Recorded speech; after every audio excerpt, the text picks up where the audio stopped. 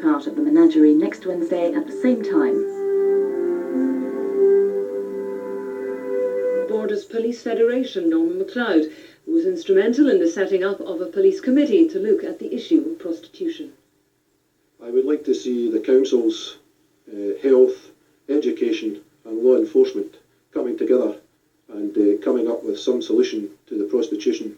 I think ultimately we have to recognise that it is not going to go away, and we must look to safeguard the health and the well-being of the women involved. Would you like to see prostitutes being moved off the streets? I think ultimately the aim has to be prostitution off the street. But if they're moved off the streets, does that mean there must be some form of licensing set up for them to operate indoors? I honestly think we have a great deal to learn from other countries. But would you like to see that?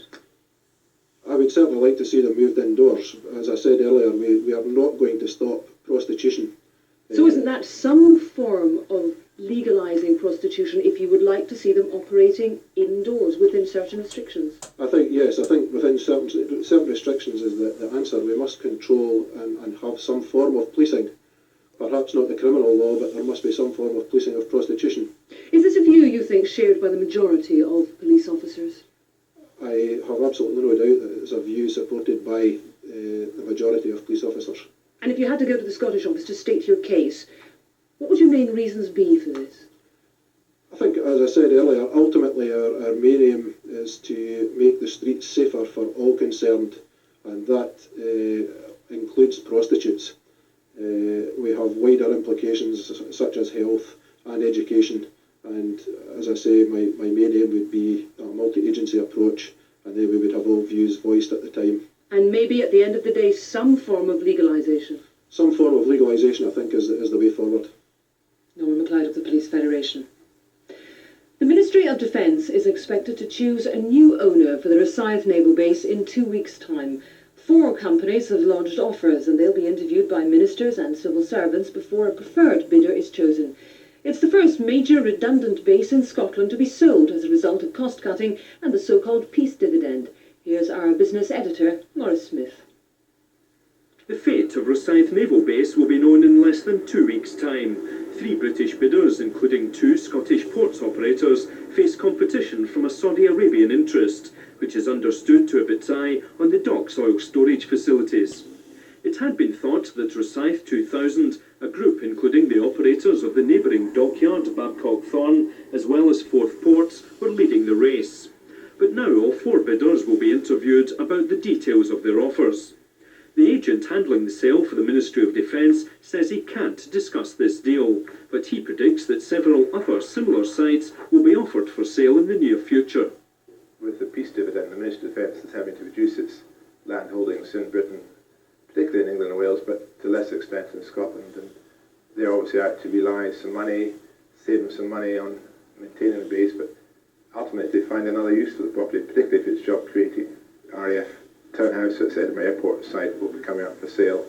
The other sites likely to come up are possibly Winston Barracks at Lanark and possibly RAF or US Air Force base at Edsall.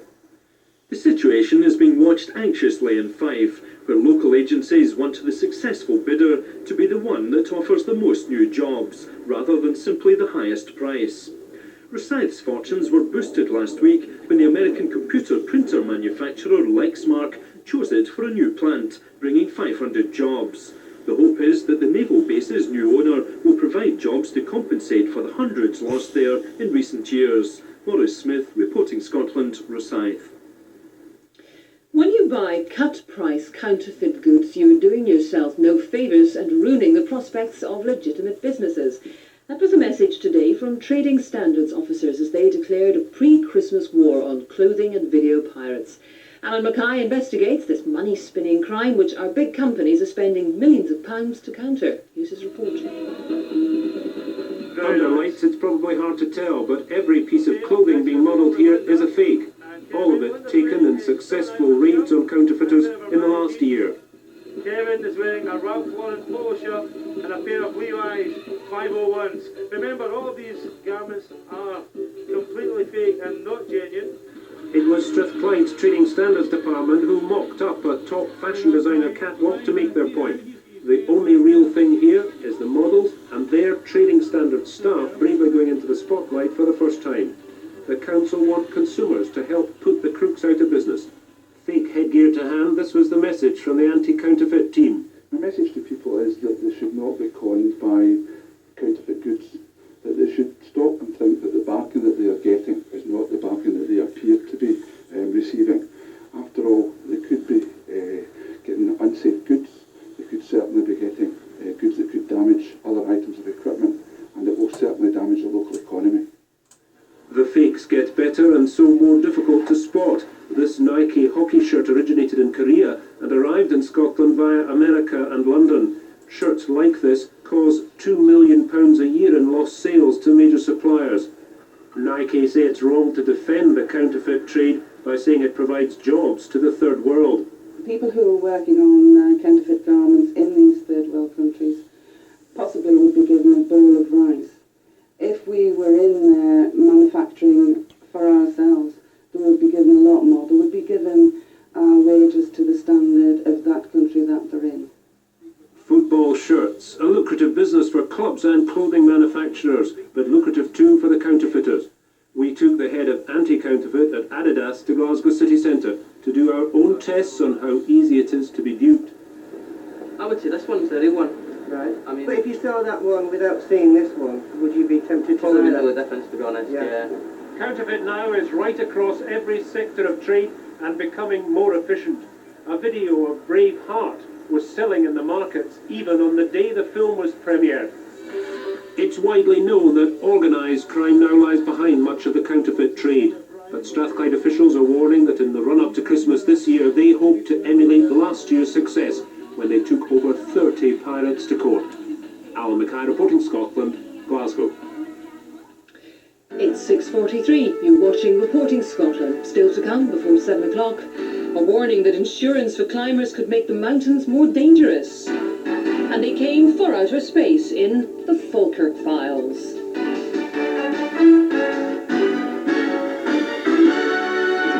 But first tonight, a man accused of murdering his former girlfriend told police he killed her because she hadn't let them see their 3-year-old son on Father's Day. A police officer told the High Court in Glasgow that Stephen McGowan admitted stabbing Irene Duffy to death last June. Colin McKinnon reports. Stephen McGowan, an electrician at Stobhill Hospital, is accused of stabbing and murdering his former girlfriend, nursing sister Irene Duffy, in the hospital last June. She died after receiving 41 stab wounds to her head, abdomen and heart. Consultant surgeon Lech Rimazewski said he heard nurses screaming and ran to help. He said he found Miss Duffy lying in a pool of blood. Minutes later, after attempts to revive her, Mr. Rimazewski said she came round and started to struggle. She then said, "I am not going to die. Please don't let me die." Police Constable Fiona Stewart, who was called to the hospital with a colleague to arrest the accused, wept in the dock after the Advocate Deputy Prosecuting asked him to look at a photograph of the alleged murder scene.